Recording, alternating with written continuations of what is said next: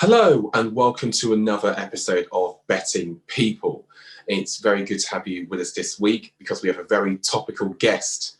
By the time you watch this, astonishingly, the US presidential election may not have been decided.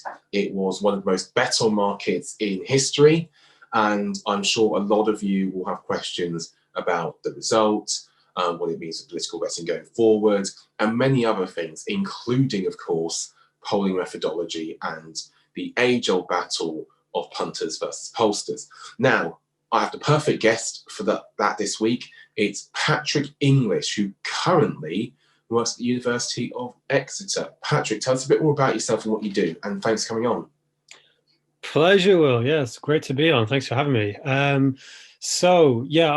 a lecturer at the University of Exeter, and sort of in my, I guess, spare time, I am also a political forecaster and sort of commentator, and I work on exit polls as well in the UK. So a lot of sort of polling data, a lot of analysis of how elections are going, both sort of in the moment, on the night, and leading up to it, and of course afterwards in the postmortems. Picked up a lot of US stuff this year, and God, what a year to really start doing that properly, right? Absolutely. Out of interest, to start the conversation on a sort of topical note, just quickly, what did you have in terms of the electoral votes prediction beforehand? Yeah, good place to start. So the model I specified was basically kicking out a modal forecast for the Electoral College votes rather than a median or a mean. And that was saying that Joe Biden looked set to win 350 votes in the Electoral College in the sort of as the most common outcome of the simulation. The range was anywhere between kind of just under 370 all the way up to 412. So the way we're looking at the minute, it's probably going to come in toward the sort of lower 50% quartile of what the forecast was saying, but very much sort of in the range of what was being predicted. Okay, so a lot of people, especially punters who place bet on the US election before polling day, will see this as a big miss, right? Bigger than 2016, because things have been, some people say they've been tight, which is sort of where I land, because even if Biden wins it, and at the moment that is not confirmed at the time of recording, although he looks to be within range, it will have come down to razor thin margins in quite a few of the states. Other people will say actually that the mail-in votes has basically taken him well clear and he'll win by a big margin in the popular vote. And as such, if you're a punter, say, and plenty will be thinking that you shouldn't ditch polls forever. I know those are two hypothetical positions, but where do you land as somebody who made a forecast in this? Because a lot of people will now be thinking wrong for the second time in a row. Yeah, I think broadly I'll be in sort of position two there, broadly speaking, although with a lot of caveats. Probably the first one would be someone pointed out to me on Twitter recently that you might even say this is the third election in a row where the polls have kind of been out by a fair sort of chunk because they sort of overshot in 2012 as well. So it's one of those things, I think, where the polling, there is a polling error, I think, and I think it's probably about maybe 1.5 times the size of what we had in 2016 and in the same direction again. We're probably going to end up in a situation when, as more votes are counted, we've still got a lot to come from California, we've still got a lot of the states to declare that the swing states now. We're probably going to end up in a situation where Joe Biden has potentially over 300 electoral college votes. As you say, he's probably somewhere maybe around 5, possibly even 6 percentage points ahead in the national sort of picture. And he's picked up a lot of the swing states that the polling data was saying he was going to pick up. Georgia, if that does come through, would be like a really sort of good, I think, success story for the polling industry because they said that was happening.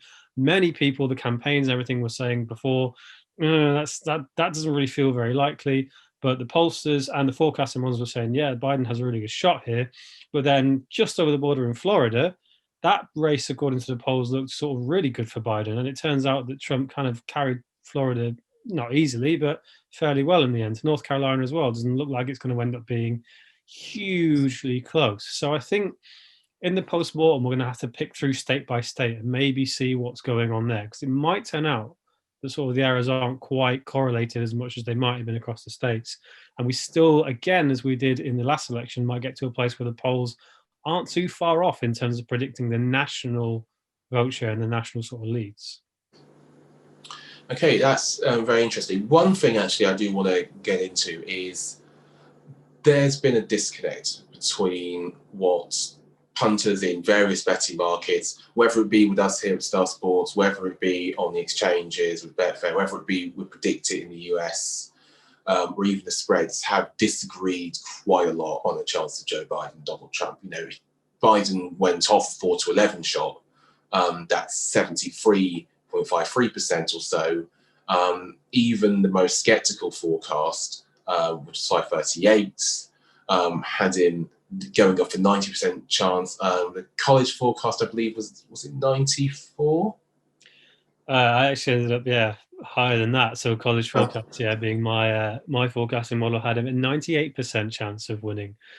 Now, of course, it's worth saying, these are not sort of exact predicted forecasts, and if he wins, that will be the case. There are a number of projections, and there are different ranges. But would you have any idea as to, from your view, why there's such a difference in general between essentially bettors and the predictive forecasters, with the caveat, of course, that some of the predictive forecasters may be bettors themselves, as we've seen through the in-play over the last 72 hours? Really good question. I think, I guess maybe the first thing to say is that if Joe Biden wins, then a 98% chance of him winning was right, and a 90% chance of him winning was right, and even a 75.5% chance of him winning was right. So I guess we're sort of talking about, like, how much uncertainty is there, sort of, is appropriate in these situations, or can we explain the difference in the amount of uncertainty that is in forecasting models versus betting markets, right? And what does uncertainty mean in that context, right? Because there's sort of an argument to say, well, if you're, just because something is very certain doesn't mean you don't think it will be close. You can imagine a situation where if the polling is consistently telling you that Biden is going to win Florida or something with like 51%, and sort of Trump is going to be on 49%, and the polls keep hammering in there, you're going to have quite a certain forecast that says Biden is going to win. But you're also simultaneously saying, well, it's going to be 51-49, so it could also be close. So uncertainty doesn't necessarily automatically mean, or a lack of uncertainty doesn't mean you think it's going to be a blowout, right? That's more when you look at the electoral college votes and you look at the sort of predicted vote shares in each state. I think why is there more of a disconnect? Why, and certainly this election was a huge disconnect, right, between what forecasters were saying and what the betting markets were saying. I think it's because the betting markets, I think, are able to and do perhaps price in a lot more different kinds of uncertainty that the forecasting models were able to do or chose to do. So, for example, I imagine when punters are going to betting markets, or people such as yourselves are building betting markets, you're potentially building in things like, okay, well, what if Trump declares martial law and stops a count or something like that? Or there's some kind of really bizarre last minute sort of news story that kicks in, or something happens where a court intervenes and stops a count for some reason. And that could maybe push one state into one direction or another. In the forecasting models, so someone like Nate Silver would say, well, yeah, you can kind of price that in just by throwing loads of uncertainty into the data. That's quite an unnatural way to do it, right? That's kind of getting then away from what is the data telling you empirically, and more into a sort of, can I maybe hedge against what the data are saying about who is ahead in the polls in all of these states, and consider some maybe external factors that I think may or may not happen. So in that case, I think a forecaster could get more toward a betting market.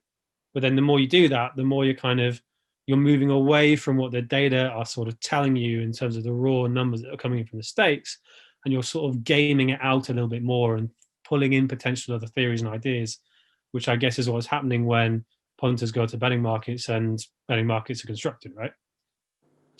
No, absolutely. And I think it's well worth saying, Biden, part of the reason Biden probably went off so short was a lot of people realizing late in the day that there was this giant edge between what the forecasters were saying and what the markets were saying, that allowed you to get, in sort of real statistical probability terms, 4 to 11 about, you know, a shot that some you might have said was tens on or something, in a 2-horse race essentially, with no hurdles or ball in play instance or natural sort of occurrences like that, to sort of interrupt the outcome. But I mean, that's a debate that will rumble on and on, and that was a really interesting answer and something I think people should reflect on.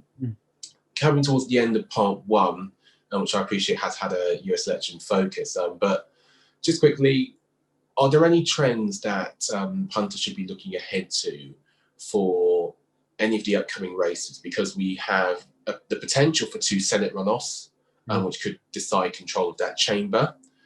We have the midterms, which will come up in 18 months or so. And of course, we have the 2024 election, where we've already had a market up, which will probably be out after the election. Is there any sort of trend lines that people watching this should be looking for? Yeah, I think the potential for the Democrats to take the Senate within the next 2 years is an interesting sort of time frame to be thinking about, because obviously you mentioned there the runoff. Looks like we're going to have 2 runoffs in a state which it looks like Biden is just about to flip.